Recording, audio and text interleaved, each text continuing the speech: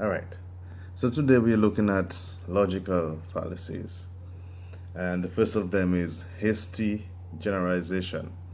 Now, that is an argument that draws conclusions from inadequate evidence or insufficient evidence. So basically, you maybe have one piece of information without doing any further research, you come to a conclusion. You cannot use this when you're presenting your arguments. You need to have sufficient proof to back up your claims. A very good example of hasty generalization is stereotyping, where you have certain views of particular groups of people and you judge them based on that, or sexist statements. All right, so we'll be looking at those examples here. So the first one we have is 4 out of 5 dentists recommend Sensodyne toothpaste, so it must be good. Now, how many dentists are in the world? Thousands. So if you only have the views of 5, and out of these 5, 4 say that Sensodyne is good, then would the views of 4 dentists be sufficient out of the thousands to conclude that Sensodyne is good? No. Now, we're not saying Sensodyne is not a good toothpaste. The bottom line is you need the views of at least a few hundred dentists for you to make such a conclusion. All right, at least that would be a better percentage than 4, which is less than 1% of the total number of dentists in the world. So that would be a rush to a conclusion. Another example, I went to one class with this teacher, and I can already tell it's going to be a boring class. No. It's true, first impressions are lasting impressions, but there could be different reasons why the first class might have been boring. Possibly the teacher was a bit scared because everybody has jitters now and then. Or it might just be that it's only one class that's boring out of the 35 or 39 for the semester. So at least you need to have maybe like 2 weeks or 3 weeks of classes to determine if it's going to be boring before rushing to that conclusion. Next one, all Russians are harsh.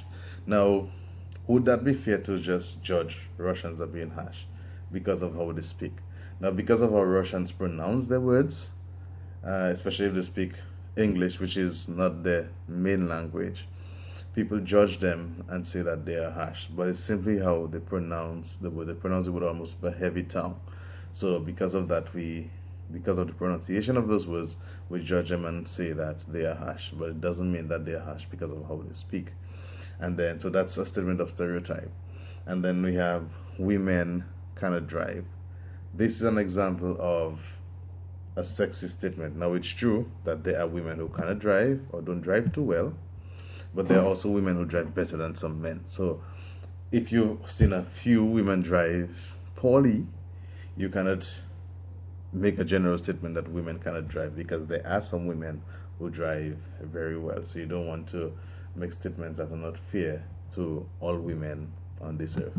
All right. Next, we have examples of false analogy, which is basically a comparison where the similarities or the differences outweigh the similarities, or where the similarities are irrelevant. The first example we have: no one objects to a doctor looking up a difficult case in a medical text. So why can't students taking difficult exams use their text? Now, the similarities there are textbooks. But the reality is, a doctor looking up a case in a textbook is not the same as a student doing an exam. These are two different cases altogether. The doctor would look in the textbook more or less to verify maybe the symptoms, because you may have 4 or 5 or even more illnesses with similar symptoms. So you might just want to cross-check to ensure that he's making the right diagnosis, that he's giving the right medication. A student doing an exam is expected to remember the information and to put it back on paper, or to put in his or her own words. So you cannot compare the two because they do not relate to each other. Second example, humans are like nails. They must be hit in the head for them to work effectively. Now let's see the similarities. They both have heads. That's the similarity. But nails were designed to be hit in the head. In fact, for a nail to go through wood or wall or whatever the surface, you have to knock them. That's how they were designed. Now, were human beings designed to be knocked in the head? No. A human being has the ability to learn. A human being has the ability to change. So our heads are made to function differently. If you teach a human being, he or she can adjust, he or she can make changes. If you give the person the right working conditions, you give the person has a good working environment, a good working relationship with his or her co-workers. These are all things that could help in the person being, or at least being effective. So hitting the person in the head, that can't be related to a nail, because a nail's head and a human's head are not the same. They are not designed to function the same way. All right. Next, we have begging the question, and that's an argument that attempts to offer proof by simply presenting another version of the same proof or restating the proof in different words. For example, fishing is a risky job because it is dangerous. Fishing is a risky job because it is dangerous. Now, what is wrong with this? If you make a statement, what is expected, or what your readers expect of you, is that you would give examples to support your point, or that you can illustrate in such a way that they can see what you're saying. Now, let's think of it. If we say fishing is a risky job, aren't we saying it is dangerous? That's basically the same thing. Now, how do we prove it is risky? You can give some examples. You could talk about fishermen being at the mercies of the seas or the waves, because when a fisherman leaves and goes out into the ocean, he or she doesn't know, even if you look at the weather report, the sea can change at any time. You could have high swells or steep swells that could cause so many possibilities. You also have the possibility of the motor or the engine dying and fishermen going adrift, and we've had many examples of fishermen drifting for hours or days, even weeks on end, not being able to find land because they cannot control the boat. Then there's also the possibility of the boat sinking, the boat leaking, and even cases of a fisherman or two falling overboard.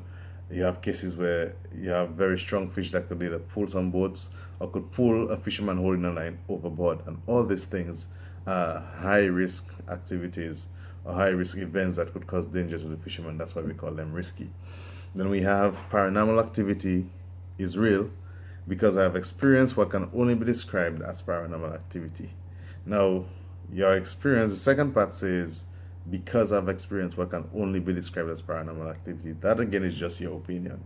Your opinion alone cannot stand to prove something.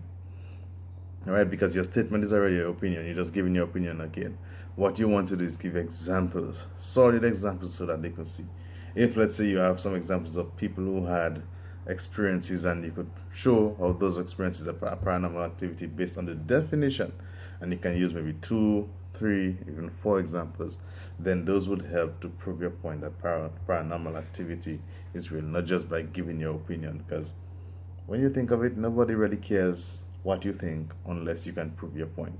So the important thing is being able to prove the point that you make, and not just making statements vaiki-vai, as they say, or without any merit or backup. Next one, irrelevant argument.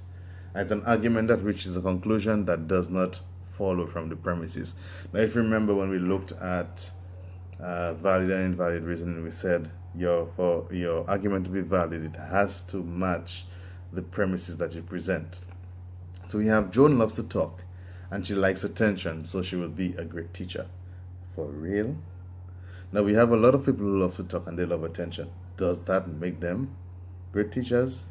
What makes a great teacher? A great teacher is someone who can listen, someone who is able to understand his or her students, someone who can impart knowledge in a way that the learners can understand, and they can understand different students at different levels, students who have different learning abilities, someone who is caring and understanding. That's what makes someone a great teacher, not someone who loves to talk. Because if Joan loves to talk, she might talk so much that she might forget what the topic is, or she likes so much attention that might be her main focus and not delivering the content that she should. A second example, if you do not agree with my political view, you are not my true friend. Again, what's a true friend? So a true friend normally would tell you exactly how they feel and tell you if your view is wrong, in their opinion. A true friend would be by your side no matter what. Even if you have different views, the person will be there for you, the person will stand by your side. So even if the person has a different political view, that does not mean that the person is not your friend. So that would be an irrelevant argument, because one's friendship and one supporting a statement or supporting your view, that does not take away a person's friendship from you. It simply means that you have two friends with completely different views, and that is allowed in life, if you could say. All right. Now the next one, false cause.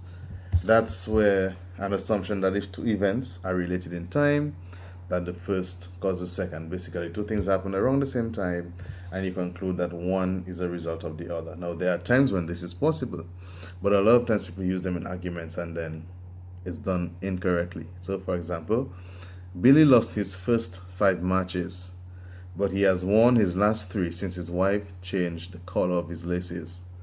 The new laces are causing him to win. Now, I know that in sports, some people have superstitions.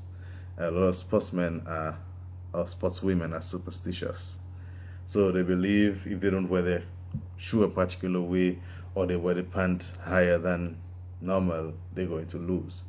Now, are these like real possibilities as or possible reasons why he lost the match? Not really. If you want to give good reasons, you could look at things like he lost his first 5 matches, and what he did, he took some time to examine what he did wrong, what he did not do right, and then he made changes to allow him to improve. These are good things because if you play in every single game, even if you lose, you should learn something from it. So if you can apply what you learn into your next game, then you would do better. Another possibility, he might have played in his last 3 games, he might have played with less experience opponents or weaker opponents, or maybe opponents who just played bad on that day. Those are real possibilities, not the color of his lace being changed. That really cannot make him do well. Next example, I ate a muffin for breakfast and there was an earthquake. I will never have another muffin for breakfast. Now, it just so happened that at the time you ate the muffin, that's just about the time when the earthquake struck. Now, the reality again, can eating a muffin cause an earthquake? No, the two things just do not relate. So you cannot blame the eating of the muffin for the earthquake. It just happened that they occurred at the same time. Now, if it's something different, like I bounced my toe and now it's bleeding, you can say that the bleeding toe is a result of you bouncing the toe. That is practical. All right, where you can make a direct link with one thing to the other, then that's okay. But do not blame things that are not related or cannot be related to each other. Do not blame one for the other. All right, you need to be very realistic, or else we'd consider it as false cause. The next one we have is self contradiction, and that basically is an argument or using an argument where the two premises cannot be true at the same time. They can both be true, but not at the same time. And we have one example for this one, and that is only when they kill each other will they learn to live in peace. Now we understand what the statement means. In fact, a lot of elderly people use that statement when you have a lot of disagreements or where you have family who just can't agree. But in reality, if they kill each other, then they cease to live. So if they don't live and they don't have life, then they cannot be in peace or they cannot live in peace. So if you're dead, you cannot live. All right. So killing each other is one, living in peace is another. These two cannot exist at the same time. So that's an example where you make a statement and you contradict your own statement.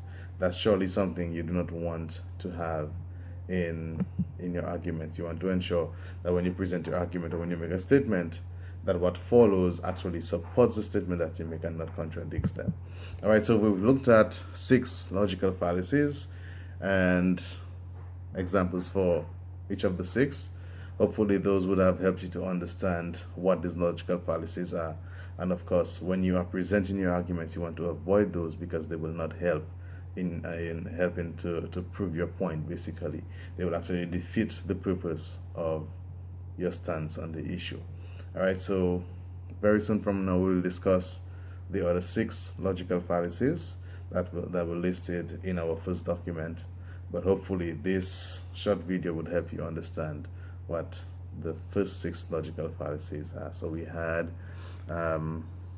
hasty generalization, false analogy, begging the question, I think false cause, and self-contradiction. All right, so review those examples Hopefully, when you present your argument, you would avoid those in the future. Thank you.